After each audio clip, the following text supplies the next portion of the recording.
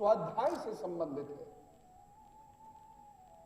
अध्यात्म का शुरुआत और अंत मन पे होता है। मन को आत्मा से जोड़ने का प्रयास करता है अध्यात्म, और सारी समस्याएं मन की। घर में कलेश 99% मन की वजह से होते हैं। समाज में कलेश 99% मन की वजह से होते हैं। दुनिया में कलेश 99% मन की वजह से होते हैं। बम मन की वजह से मनाए जाते हैं। असुरक्षा मन में होती है। वास्तविक लड़ाइयां कितनी हुई हैं? 163 लड़ाइयां हुई हैं सेकेंड वर्ल्ड वॉर से अब तक, जो बेहद छोटी छोटी थी। लेकिन जो तैयारी की गई है लड़ाइयों की, वो 11 बार इस दुनिया को खत्म कर सकती है। Actually insecurity plays the role. हमें थ्रेट नहीं होती है, हमें थ्रेट का परसेप्शन होता है, और परसेप्शन एट्रीब्यूट है मन का।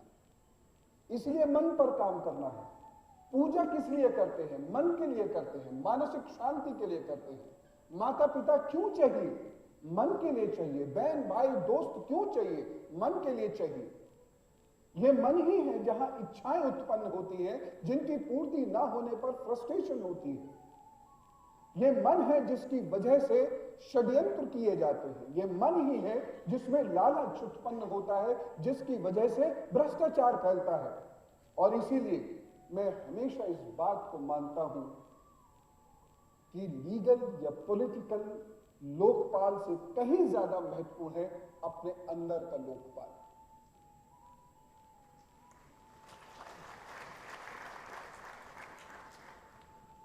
व्यक्ति से ज्यादा महत्वपूर्ण है व्यक्ति का मन। आप बहुत सारे लीगल केव्स बना सकते हैं, लेकिन क्या लीगल केव्स भ्रष्टाचार को पूरी तरह खत्म कर सकते हैं? कंट्रोल कर सकते हैं? एक डिफेंस मैकेनिज्म क्रिएट कर सकते हैं? एक डर उत्पन्न कर सकते हैं? लेकिन तब तक ऐसी बहुत सारी सोसाइटीज हैं जहां पर बहुत सारे कानून नहीं है, बहुत सारी लिखित चीजें नहीं है, बावजूद उसके वहां भ्रष्टाचार बहुत कम है। और ऐसे बहुत सारे देश हैं, बहुत सारे समाज हैं जहां पर बहुत सारी चीजें कोडिफाइड हैं, लेकिन वहां पर भ्रष्टाचार है। कानून आता है, लगभग एवरेज, कई देशों में एवरेज 1 साल में कानून आ ही जाता है, शायद ज्यादा भी आए हैं, बावजूद उसके करप्शन नहीं रुका। कहते हैं एजुकेशन से चीजें ठीक हो जाती हैं, लेकिन जिस किस्म की एजुकेशन काम करती है वो मन पर काम ही नहीं करती है। ज्यादातर कानून तोड़ने वाले लोग शिक्षित हैं, ज्यादातर रेड लाइट जंपर्स शिक्षित हैं, ज्यादातर भ्रष्ट शिक्षित हैं, और बहुत उच्च कोटि के भ्रष्ट बहुत ज्यादा शिक्षित हैं। इसका मतलब बड़ा स्पष्ट है कि यहां एजुकेशन का वो अर्थ है ही नहीं जो हम सामान्यतः लेते हैं। इसलिए बात सिर्फ मन पर आकर रुक जाती है। मेरा मन कैसा मैला है कि उजला है? और यही रीजन है कि हम में से ज्यादातर लोगों को भगवान नहीं मिलता। भगवान हमारे अंदर है, लेकिन मेरे अंदर राम और रावण दोनों हैं। सबके ही अंदर है, मतलब मेरे अंदर मत समझना। हर एक के अंदर श्री कृष्ण भी है तो कंस भी। हर चीज जोड़े से पैदा हुई है। इसलिए हम ये कहें कि मैं केवल ईश्वर का बंदा हूं, सही नहीं है। मैं असुर का भी बंदा हो सकता हूं। आत्मा में ईश्वर रहता है, मन को ईश्वर ने फ्री छोड़ दिया कि जाओ तुम क्रियामाण और प्रारब्ध के हिसाब से अगले जन्म का हिसाब किताब करो। मन को फ्री छोड़ दिया ईश्वर ने, विवेक देकर ईश्वर ने हमें यहां पर छोड़ दिया। इसी को फ्री विल कहते हैं। और इस फ्री विल का इस्तेमाल अगर ढंग से होता है तो मन में और आत्मा दोनों में राम बसते हैं, और फ्री विल का इस्तेमाल अगर गलत होता है तो मन में रावण बसता है। अंत जरूर सबका राम के ही साथ होना है, राम से ही मिलन होना है। रावण का भी मिलन अंत में राम से ही हुआ था। कंस का मिलन भी अंत में श्री कृष्ण से ही हुआ था। चंड मुंड का भी मिलन अंत में मां से ही हुआ था, आदि शक्ति से हुआ, तो अंत तो वैकुंठ में ही है। लेकिन जो प्रारब्ध है, जो वर्तमान है, जो जीवन है, यहां पर समस्याएं बहुत हैं, लेकिन मन के कारण। इसलिए सिर्फ मन पे काम करना चाहिए। आज के देश की सबसे बड़ी जरूरत है एक आध्यात्मिक आंदोलन। स्वामी विवेकानंद जी को दोबारा इस देश में जन्म लेना चाहिए, ऐसी हमें प्रार्थना करनी चाहिए।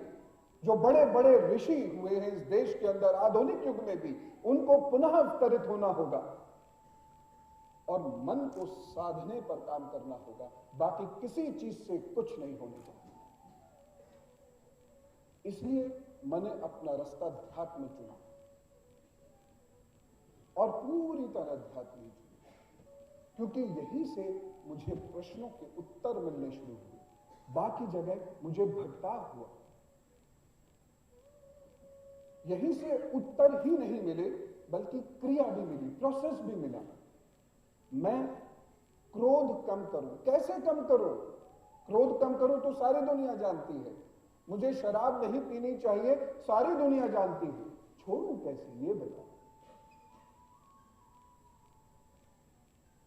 मेरे अंदर कामोत्पत्ति सीमित होनी चाहिए, सृजन के लिए होनी चाहिए। ये सब जानते हैं, ये सब जानते हैं ईव टीजिंग बुरी बात है, लेकिन कंट्रोल कैसे हो? ये चीज, ये क्रिया केवल अध्यात्म में मिलती है और कहीं नहीं। इसलिए मैंने अध्यात्म का मार्ग पकड़ा, क्योंकि मुझे ना केवल मेरे प्रश्नों के उत्तर मिले, बल्कि मुझे मेरी कमियां दूर करने का साधन भी मिला।